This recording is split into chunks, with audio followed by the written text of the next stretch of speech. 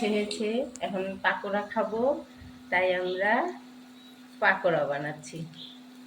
সেটা হলো বাঁধাকপির পাকোড়া।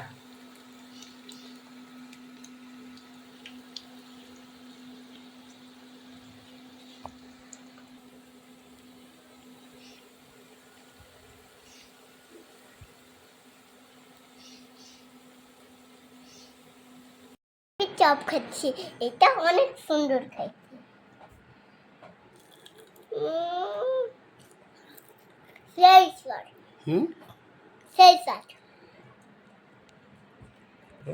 তোমরা আমাদের সঙ্গে থাকো, আরো আমরা ভিডিও করব। দেখা হচ্ছে পরের ভিডিওতে।